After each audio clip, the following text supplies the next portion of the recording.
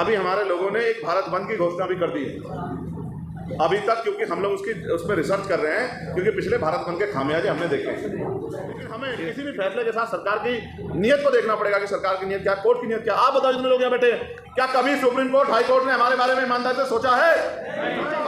तो supreme court मुझे जवाब दे कि लक्ष्मणपुर बात हत्याकांड जो है, जिसमें 50 लोगों की जान ली गई और डिस्ट्रिक्ट कोर्ट ने उम्र कैद कर दी थी और हाई कोर्ट ने उन सब लोगों को बाइज्जत बरी कर दिया, तो ये सुप्रीम कोर्ट कहां मर गया था? इसे संज्ञान क्यों नहीं लिया? पूछा जा रहा है। आज जब मैं बात कह रहा हूं, हमने मांग की है, हमने निजी विधेयक पेश किया कि निजी क्षेत्रों में भी SC ST के OBC के लोगों को संख्या के आधार पर आरक्षण मिलना चाहिए। ये मांग हमने जो है पार्लियामेंट में उठाई। मानपुर से सपना पूरा ना आ जाए, जब तक इस देश में बेगमपुरा राज्य जैसी व्यवस्था ना हो जाए, जब तक इस देश में संविधान पूर्ण से लागू हो जाए, तब तक हम लोगों को रुकना नहीं है। आने वाली पीढ़ियां जितना सवाल मुझसे पूछेंगी, इतना आपसे भी पूछेंगी। मेरी बात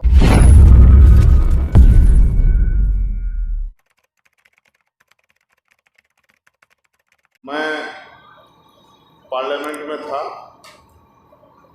और क्योंकि एक बहुत महत्वपूर्ण बिल आज पार्लियामेंट में पेश हुआ था, हमें ये उम्मीद थी कि हम लोग उसमें डिवीजन की मांग करेंगे और हमने की भी, लेकिन विपक्ष के साथियों का सहयोग न मिलने के कारण हम उसमें कामयाब नहीं हो पाए और वो JPC में मामला चला गया। मेरी समय पर आने की इच्छा थी, मैं देर से आने के लिए आपसे माफी चाहता हूँ। ये बात मैंने आपको इसलिए बताई क्योंकि कार्यक्रम की संख्या से कोई फर्क नहीं पड़ता, कार्यक्रम के उद्देश्य से फर्क पड़ता।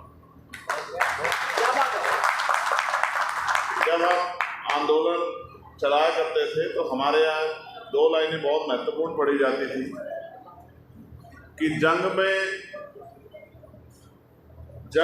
कागजी अफताश से क्या होता है, हिम्मतें लड़ती हैं तादाद से क्या होता है। मैं आज के इस पावन अवसर पर बहुजन समाज में जन्मे सभी संतों, गुरुओं और महान पुरुषों को नमन करता हूँ और मैं कमेटी के लोगों से माफ़ी भी चाहूँगा क्योंकि मुझे वापस जाना है। अभी 6 बजे तक सेशन चल रहा है, मुझे 5:30 बजे के बाद बोलने का मौका मिलेगा। बाहर बहुत जाम है, आप विश्वास करो मैं 15 मिनट से जाम में और बहुत जिम्मेदार साथी इस मंच पर बैठे हैं। सभी लोगों से तो मैं व्यक्तिगत रूप से परिचित नहीं हूँ, लेकिन बहुत सारे भाइयों से जिन्होंने मैंने काम करते देखा उनसे परिचित हूँ और हमारे बहुजन मीडिया के भी बहुत सारे साथी यहाँ। मैं बिना देखे, क्योंकि ये नाम ही ऐसा है राष्ट्रीय संयुक्त मोर्चा भारत, सब लोग तो भारत नहीं कहते इसे, लेकिन जो भारत कहते हैं वो इसकी अहमियत को भी समझते हैं कि ये भारत कैसे बना और इस भारत में किस किसने हजारों साल तक क्या क्या सहा है। तो मैं आपकी भावनाओं का समर्थन करते हुए आपके पूरे आंदोलन में इनकी भूमिका और आपकी मांगों के साथ खड़ा हूँ, इस बात का मैं आपको विश्वास दिलाता हूँ। 2-3 महत्वपूर्ण चीज़ें हैं जो मुझे कहनी है, वो ये है जिसमें आपका पहले ही जो है विषय यह है कि भारत का संविधान एवं मानव अधिकार आरक्षण हिस्सेदारी के लिए संवैधानिक भारत राष्ट्र का नवनिर्माण करना। तो मैं इसमें बस इतना ही कहना चाहता हूँ, मैं चाहता हूँ ये हो, लेकिन इसको तैयार करने, इसको बनाने की, इस सपने को पूरा करने की शक्ति भारतीय संविधान के कारण ही लोकतांत्रिक व्यवस्था में जब तक सत्ता में हम लोग नहीं आएंगे तब तक इस तरह के भारत के निर्माण की उम्मीद करना, ये सपना तो अच्छा है लेकिन पूरा नहीं हो सकता। इस बार जब पार्लियामेंट में बजट पेश हुआ तो वो ऐसा था बजट कि जैसे किसान मजदूर रात में थक के आके सो जाता और सपने में महसूस करता है कि कोई मसीहा आएगा, कोई परिवर्तन होगा, हमारी ज़िंदगी बदल जाएगी। वो रात में सपने में रहता है क्योंकि थका हुआ रहता है, डीप स्लीप होती है, गहरी नींद आती है, सुबह उठ के उसको याद आता है कि उसको काम पे जाना होता है और भारत में कुछ बदला नहीं होता है। वो वाकई उसकी स्थिति ऐसी होती है, उसको अपने बच्चों का पेट पालना होता है, फीस के लिए पैसों की जरूरत होती है, अगर अच्छे स्कूल में पढ़ा रहा है, इलाज के लिए पैसों की जरूरत होती है, तमाम तरह की बुनियादी सुविधा की जरूरत होती है। हर बार बजट से इस देश का बहुजन समाज ऐसे ही थका गया है क्योंकि हमारा कोई भी दल इस देश की राष्ट्रीय राजनीति में मुख्य भूमिका में उस तरह नहीं आ पाया कि वो सत्ता में उस तरह स्थापित हुआ हो कि केंद्र की सत्ता उन्होंने चलाई हो। इस कारण जो है, जो होना चाहिए था देश में, वो लागू नहीं हुआ। साथ साथ अन्य पिछड़ा वर्ग OBC की जातीय जनगणना कर उनकी जनसंख्या अनुसार आरक्षण, तो मैं इसको इस तरह कहूँगा कि OBC नहीं, सभी जातियों की जातिगत जनगणना होनी चाहिए यानी कि जातीय गणना होनी चाहिए, किसकी कितनी संख्या है इस बात का पता लगना चाहिए और किसको इस देश में क्या मिल रहा है। मैं आपको जानकारी के तौर पे कहूँगा, इस बार बजट में 13,000 करोड़ रुपए शेड्यूल कास्ट के लोगों को और 13,000 करोड़ रुपए शेड्यूल ट्राइब के लोगों को मिला, 26,000 करोड़। और देश का मुख्य बजट क्या था?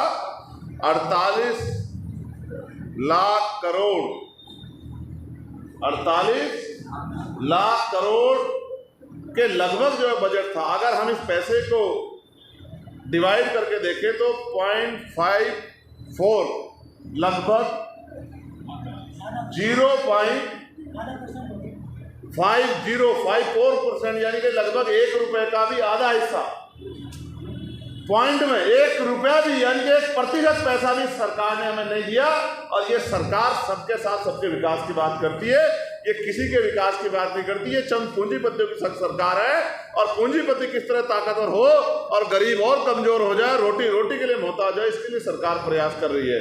तो आपकी मांग है, मैं इस मांग का समर्थन करते हुए कहता हूं कि जातीय जनगणना होनी चाहिए। जब जातीय गणना होगी तभी पता लगेगा किसने किसका हिस्सा खाया है। अभी तो सुप्रीम कोर्ट का एक ऑर्डर आ गया, हम भाइयों में झगड़ा कराने का प्रयास हो गया है। हमारे लोग तो समझते नहीं है। जिस दिन हमारे लोग उस ऑर्डर को पढ़ेंगे और समझेंगे, और मैंने कहा कि अगर इतनी योग्यता, इतनी क्रिमिनल पैदा हो गई है तो भाई फिर एनएफएस क्यों हो रहा है? फिर हमारी सीटों को सामान्य लोगों से क्यों भरा जा रहा है? तो सरकार के पास जवाब नहीं है।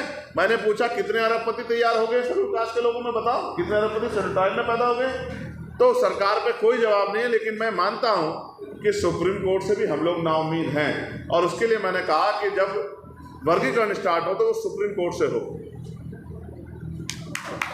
4-4 पीढ़ी जज बन के बैठी हैं, वो 4-4 पीढ़ी के बने हुए लोग कह रहे हैं कि एक बार आरक्षण का फायदा मिल गया तो दोबारा नहीं मिलना चाहिए। मैं कहता हूं अगर 4th क्लास में किसी का बाप चपरासी बन गया है तो उनके पास कितनी संपत्ति खड़ी हो जाएगी कि वो अपने आने वाली नस्लों को पैरों पर खड़ा कर सके? क्या सरकार के पास जवाब है?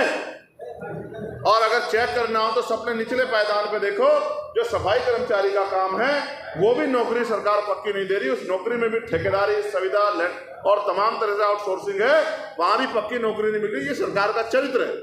इसलिए मैं मानता हूं इन खतरों से भी हमें सावधान रहना पड़ेगा। और मैं यहाँ ये भी कहूँगा, अभी हमारे लोगों ने एक भारत बंद की घोषणा भी कर दी है अभी तक, क्योंकि हम लोग उसमें रिसर्च कर रहे हैं, क्योंकि पिछले भारत बंद के खामियाजे हमने देखे हैं। कितने लोगों पर मुकदमा, कितने लोग जेल गए। हमारे 14 नौजवान जो हैं जिनको जीवन जी के भारत देश की सेवा करनी थी, समाज की सेवा करनी थी, वो बलिदान हो गए। हमें बहुत कुछ सोचना, हमारे कंधों पर जिम्मेदारी, एक विषय इंपॉर्टेंट है। तो अभी उस पर बहुत चर्चा होने की जरूरत है। अभी मैं मीडिया के साथियों को भी कहूँगा, ये रंगमंच नहीं है। ये आने वाले भविष्य का फैसला ये हवा में नहीं हो सकता है। ये फैसले के लिए बहुत समझदारी से आंदोलन चलाने पड़ेंगे। हवा में कोई भी आंदोलन का समर्थन कर दिया और कोई आंदोलन चला दिया और उसका खामियाजा अगर समाज को भुगतना पड़ा तो कल सवाल मेरे साथ साथ आप सबसे पूछा जाएगा। मुझसे ज़्यादा पूछे जाएंगे कि आपसे कम पूछे जाएंगे, लेकिन सवाल सबसे पूछा जाएगा। तो हमारी जिम्मेदारी है कि हम चीज़ों को पहले नोटिस करें, फिर उसकी संवेदना को समझें, उसकी स्थिति को समझें और फिर फैसले लें। अभी इस पे हम लोग 3-4 दिन में, मैंने जितने भी मेंबर ऑफ पार्लियामेंट जिस पार्टी के भी हैं जो इस बात से सहमत है, मैंने उनकी एक मीटिंग बुलाई है और हम लोग जल्द इस पर एक बड़ा निर्णय लेंगे। हम किसी भी कीमत में अपने अधिकारों को सरकार के द्वारा लूटने नहीं देंगे। इस बात का भी मैं इस मंच के माध्यम से आपको पूर्ण विश्वास दिलाने का काम करता हूँ। साथ साथ एक मांग आपकी है कि पृथक विदर्भ सहित अन्य छोटे राज्य गठन। तो मैंने कल ही पार्लियामेंट में ये बात उठाई थी कि छोटे राज्यों का निर्माण होना चाहिए, क्योंकि बाबा साहब अम्बेडकर ने अपनी किताब में लिखा, राज्य पृथक निर्वाचन में उन्होंने लिखा है कि भाई जितना छोटा राज्य होगा उतना ही सरकार की पहुंच जो है अंतिम व्यक्ति तक होगी और उतना ही क्षेत्र में विकास होगा। जिस प्रदेश में हम लोग रहते हैं, आप अन्य प्रदेशों से आए हो, उसकी आबादी 25 करोड़ से ज़्यादा है। 25 करोड़ से ज़्यादा पूरे, अगर हमारे उत्तर प्रदेश पे हमारा कब्जा हो जाता बहुजन समाज के लोगों का, तो 80 लोकसभा सीटें हैं हमारे बगैर दिल्ली में कोई पत्ता भी नहीं हिला पाता। लेकिन हम उसमें कामयाब नहीं हो पाए। वो एक बहुत बड़ा सूबा है। तो हमने कल उसमें भी कहा है कि समय आ गया है कि उसको भी विभाजित किया जाए, 4 हिस्सों में विभाजित किया जाए, जिससे छोटा प्रदेश बने और इधर तमाम लोगों को, उधर के लोगों को, पूर्व के लोगों को, पश्चिम के लोगों को भी, बुंदेलखंड के लोग, तमाम लोगों को जो है आगे बढ़ने का अवसर मिले, नई नौकरियां पैदा हों, सरकारी इंस्टीट्यूशन बने, लोगों की ज़मीनों की कीमत बढ़े, लोगों को ज़मीन मिले। तमाम तरह जो भूमिहीन लोग हैं, ये जो संपत्ति, जो भूमि जो लूट कर रखी है भूमाफिया ने, ये इनसे छीन के, काशीराम साहब ने कहा था जो जमीन सरकारी हमारी उनको बांटी जाए और भी कई सारे आपके विषय, चाहे बेरोजगारी भत्ते का हो या रोजगार की गारंटी हो या किसानों के लिए एमएसपी गारंटी हो, इन सब विषयों पर मैं आप देख रहे होंगे लगातार पार्लियामेंट में अपनी बात को मुखर कर रहा हूं। और कई जगह मैंने एक बिल भी पेश किया है, मैं आपको भी जानकारी देना चाहता हूं। मैं समझता था बहुत दिन पहले, 1.5 साल पहले मैंने मांग की थी, क्योंकि मैं समझता हूं कि हम अपने लोगों के प्रति ज़्यादा उत्तरदायी हैं और क्योंकि हमने उनकी ज़िंदगी जी है तो हमें ज़्यादा दर्द है अपने लोगों के लिए। हम इस बात को समझते, 1.5 साल पहले मैंने गोरखपुर में पीसी करके कहा था कि भाई मैं समझता हूं कि कुछ जातियों को अवसर उस तरह नहीं मिले, क्योंकि उनकी आर्थिक स्थिति भी और उनको शैक्षिक स्तर पे भी बहुत सारे अवसर नहीं मिल रहे, क्योंकि सरकार ने स्कूल इस तरह के नहीं खोले। तो मैंने मांग की थी कि शेड्यूल कास्ट के लोगों को आपने 15% रिजर्वेशन दिया, जो कि अभी तक पूरा नहीं हुआ। लेकिन अगर आप चाहते, सरकार चाहते हर व्यक्ति आगे बढ़े, तो अलग से 5% आरक्षण की व्यवस्था EWS में, जैसे आपने 10% की व्यवस्था कराई बिना आंकड़े जुटाए, और ये मान के कि सामान्य जाति के लोग उनके रिप्रेजेंटेशन का मैं अपने मत से जो है आपने दे दिया, तो 5%, 15% से अतिरिक्त 5% आरक्षण की व्यवस्था उन जातियों के लिए कराई जाए। लेकिन हमारी मांग को नहीं सुना गया। इसका मतलब सरकार सुनना ही नहीं चाहती, और करना तो बहुत दूर की बात है। ऐसे ही मैंने मोस्ट बैकवर्ड की जातियों के लिए भी मांग की थी कि 27% मिल रहा है, 15% उन जातियों को तो जिनको अवसर नहीं मिला, जिनका एक भी IAS IPS वकील जज नहीं बना है, उनको भी मौका मिलना चाहिए। लेकिन हमें किसी भी फैसले के साथ सरकार की नीयत को देखना पड़ेगा कि सरकार की नीयत क्या, कोर्ट की नीयत क्या। आप बताओ, जितने लोग यहाँ बैठे हैं, क्या कभी सुप्रीम कोर्ट, हाई कोर्ट ने हमारे बारे में ईमानदारी से सोचा है? अगर सोचा होता तो इस देश में इतना बैकलॉग कैसे होता? सोचा होता इस देश में कास्ट इक्वालिटी कैसे होती? सोचा होता तो इस देश में NCRB का डाटा कहता है कि लाखों लोगों में महिलाओं पर रेप हत्या होती है, ये क्यों होती है? और सोचा होता तो सुप्रीम कोर्ट मुझे जवाब दे कि लक्ष्मणपुर बात हत्याकांड जो है, जिसमें 50 लोगों की जान ली गई और डिस्ट्रिक्ट कोर्ट ने उम्र कैद कर दी थी और हाई कोर्ट ने उन सब लोगों को बाइज्जत बरी कर दिया, तो ये सुप्रीम कोर्ट कहाँ मर गया था? इन्हें संज्ञान क्यों नहीं लिया? हमारे 50 लोगों की जिंदगी कोई मायने नहीं रखती है क्या? इन्होंने 50 लोगों को न्याय दिलाने का काम क्यों नहीं किया?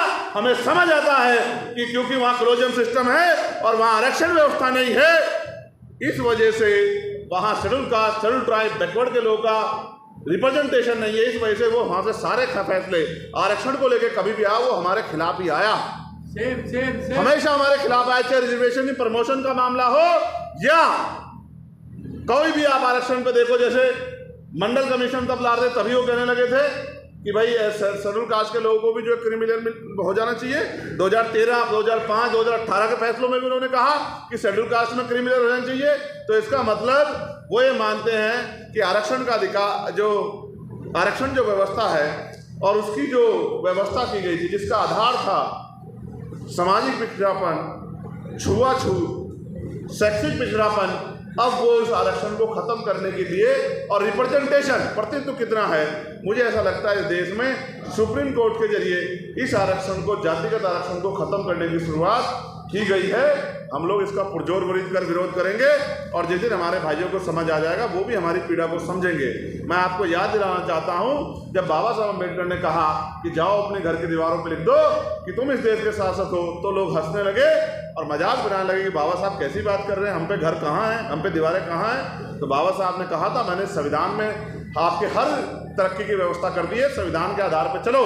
आज इस देश के संविधान कुचला जा रहा है। आज जब मैं बात कह रहा हूं, हमने मांग की है, हमने निजी विधेयक पेश किया कि निजी क्षेत्रों में भी अब SC ST के OBC के लोगों को संख्या के आधार पर आरक्षण मिलना चाहिए। ये मांग हमने जो है पार्लियामेंट में उठाई, विधेयक पेश किया और सरकार से कहा कि इस विधेयक पर चर्चा कराए। और ये भी मुखौटे साफ होने चाहिए कि जो पार्टियां वहां बैठ के कहती है कि हम संविधान को बचाने आए हैं, हम संविधान के समर्थक हैं, उनके मुखौटे भी साफ होने चाहिए कि क्या वो SC ST OBC के लोगों के, जब उनकी हकमारी होती है, उनको हिस्सेदारी मिलने की बात होती है, उनके साथ है या नहीं है। इसलिए कल भी मैंने सुप्रीम पार्लियामेंट में कहा कि बताओ, सरकार और ये जो विपक्ष है, ये दोनों लोग अपना स्टैंड क्लियर करो कि जो सुप्रीम कोर्ट का फैसला कर उसको आया, उस पर आप लोग क्या सोचते हो। मैं पुनः आपसे अनुरोध करूंगा, आपने जो जागरूकता कार्यक्रम चलाया है, हम सब लोग इसमें आपके साथ हैं। मैं भले ही सदन में मेंबर ऑफ पार्लियामेंट हूँ, लेकिन यहाँ मैं आपके बीच का आपका भाई हूँ, आपका साथी हूँ, और हमेशा इसी भूमिका में मैं अपने कर्तव्यों को निर्वहन करता रहूँगा। आसान है मेरे जैसे व्यक्ति को गाली दे देना, उस पर आरोप लगा देना, लेकिन ये सच है कि चंद्रशेखर आज़ाद की ज़िंदगी जीना आसान नहीं। जब आपकी जान दांव पे लग जाए और आपको ये नहीं पता हो कि कौन सी गोली कहाँ से आके आपका सीना छलनी कर देगा, तब लड़ाई लड़ने में जिस तरह की कठिनाइयों का सामना करना पड़ता है, अपने भी आदमी को शक की निगाह से देखना पड़ता है। वो बहुत कठिन है, वो आसान ज़िंदगी नहीं है। तो मगर क्या करें, अब काम तो करना ही है। ज़िंदगी तो एक बार मिली है, बार बार तो नहीं मिलेगी। तो जितने भी दिन की ज़िंदगी है उसको लगाना है मिशन में कि आने वाली पीढ़ियाँ हम लोगों से प्रेरणा लेके आगे इस काम को आगे बढ़ाए। और जब तक इस देश में बहुजन राज स्थापित ना हो जाए, जब तक इस देश में महापुरुषों का सपना पूरा ना आ जाए, जब तक इस देश में बेगमपुरा राज जैसी व्यवस्था ना हो जाए, जब तक इस देश में संविधान पूर्ण से लागू हो जाए, तब तक हम लोगों को रुकना नहीं है। आने वाली पीढ़ियाँ जितना सवाल मुझसे पूछेंगी इतना आपसे भी पूछेंगी। मेरी बात को आप याद रखें। आने वाली पीढ़ियाँ किसी को माफ नहीं करेंगी। वो हर व्यक्ति से पूछेंगी जब अधिकार लुट रहे थे तो आप क्या कर रहे थे। तो ये तो जागरूक लोग हैं, सब लोग मीडिया के लोग हमारे जागरूक लोग हैं। तमाम लोग जो हमारे यहाँ खड़े हमारे साथी पुराने, आप लोग तो जागरूक लोग हैं, आपका बहुत बहुत धन्यवाद। लेकिन ये उम्मीद भी है आपसे कि आप इस लो को, ये जो क्रांति की लो आप लोगों ने जलाई है, इसको जिंदा रखेंगे, इसको चला के रखेंगे। आपने मुझे मौका दिया, उन्हें मैं एक और बात छोटा होने के नाते देर से आने के लिए माफ़ी मांगता हूँ। लेकिन मेरा विश्वास कीजिए, अगर वहाँ बहुत बड़े समुदाय के हितों की रक्षा की बात नहीं होती तो मैं 12:30 बजे आपके बीच में। मैं पुनः आपको विश्वास दिलाता हूँ, जहाँ आपको जब मेरी जरूरत पड़ेगी आपका एक आदेश आएगा, आपको विश्वास नहीं होगा। आपके लिए मुझे कितने फ़ोन आए कि आपको वहाँ जाना है। मैंने उनसे कहा मैं वहाँ जरूर जाऊँ। तो मैं आपसे, और आप पुराने साहब के साथी हैं, मिशनरी लोग हैं, सब काशीराम साहब के साथ काम किए, सब सीनियर लोग हैं। हम तो छोटे लोग हैं आपसे, हम तो आपसे सीखेंगे, सीख के काम को आगे बढ़ाएंगे। हम ये किसी घमंड में नहीं है कि हमें बहुत कुछ आता है, हम तो सीख रहे हैं भाई। कोई माँ के पेट से तो नहीं सीखता। हमने तो 16 हमारे साथी खड़े थे, 16 महीने जेल काटी। अब कोई कह देता आराम से कि भाई ये तो अपने आप चले गए, जेल जाना आसान काम है। कि जाके देखो जिसको बंद करता है भाई, जाके देखो, एक रात गुजार के पता लग जाएगा। हमने दिल्ली में तिहाड़ काटी, लाठियाँ खाई। राहुल भाई यहाँ खड़े, पूछो, हमने लाठियाँ खाई। ये तमाम ये नेशनल दस्तक वाले लोग हैं। हमारी आप मेरी जो गैप था 7 इंच 7 उसका MM का, वो 14 का हो गया पड़ के। ये भी नहीं पता कब रीढ़ की हड्डी जवाब दे जाएगी। लेकिन इस रीढ़ की हड्डी की परवाह करूँ तो समाज की रीढ़ की हड्डी टूट जाएगी। तो पहले समाज की रीढ़ की हड्डी की चिंता, इसलिए अपने काम को जिम्मेदार कर रहे हैं। आपने मुझे सुना बहुत गंभीरता से, बहुत बहुत धन्यवाद। और आप सबके लिए मंगल कामनाएं। जय भीम, जय भारत, जय मंडल, जय संविधान, जय जवान, जय किसान, जय जोहार। और बहुजन मीडिया के साथियों को धन्यवाद मेरा बहुत बहुत। अभी हमारी इतनी ताकत नहीं, वरना तुम्हारे चैनल बनवा देते।